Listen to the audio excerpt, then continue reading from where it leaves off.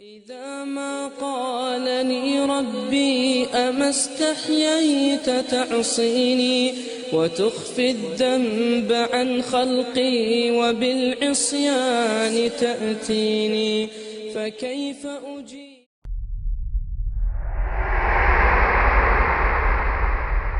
See, our minds have become messed up, and they're now filled with pollution. TV screens and magazines, we're beginning to look for a solution. Plastic surgery, diets and pills, but still not seeing any form of improvement. We've stacked up all these dollar bills, but still not sure what to do with them. We began to chase women and fornication to the point our girls don't even know whose baby she's carrying. We're so afraid of commitment, but have no problem with damaging. She has your kids now, but you're still not even contemplating the possibility of marrying.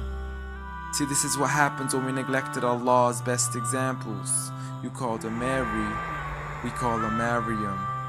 A woman who was perfect since birth, the best to walk the skies and the best to walk the surfaces of earth. The most exalted of all women, that's why she was dedicated an entire chapter in the Holy Quran, the final revelation in which there'll be none after. She was the best of all women, and to society she should be leading the way. I mean, that's why our women be dressing like her, because just like Mary, when Allah decrees something, we hear and we obey. See, Mary used to cover up. Despite everything they used to say, she would hide in hibernation, and to Allah she would pray. And when she was visited by angels in the form of men, she said if you fear Allah, you would go away, because in the presence of men, she would not stay.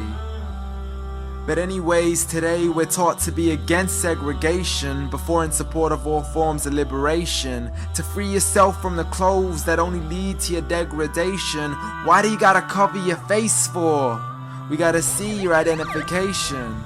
But little do they know her identity's right there.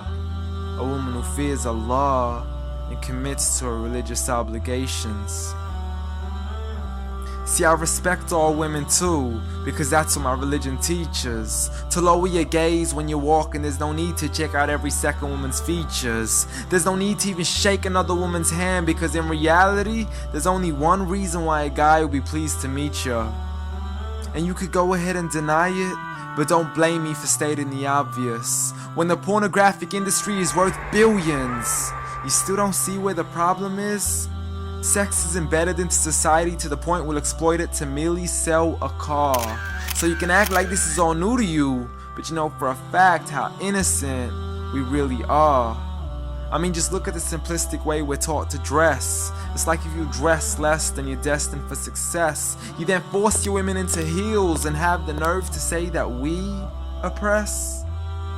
You got it to dress up tightly, like it's an opportunity. But every time we lose our minds, it's like, see what these ladies do to me? But I'm not blaming it on the women, because we too have responsibility. Prophet Muhammad ﷺ said the best of men is he who is best in his character, and the best of them is he who is best to his lady after he married her. He was the best to his wives. I mean, just take a look at Aisha. He compete with her in races and smile just to make her happier. So when you do marry, do so with the intention of paradise is where you plan to carry her. But before you plan to carry her to the altar, maybe you should OT decision. Cause if the only reason you're marrying her is for the outside, then realize you're gonna be locked inside of a prison. For that reason, Prophet Muhammad ﷺ said marry for 4: beauty, family, status, but most importantly her religion. Because a woman without religion is a woman who could do with a bit of extra wisdom. We're meant to grow old together, mercifully, so we can be protected under Allah's supervision. But relationships are a mess, and there's no guarantees you're gonna be a survivor. So be kind to her, and know that Allah will be kinder. Be a man who stands in front, but also a man who can stand beside her. And if you're still looking for that good girl, don't go chasing after behind her. Rather search to find Allah first, for once you find Him, you're guaranteed to find her.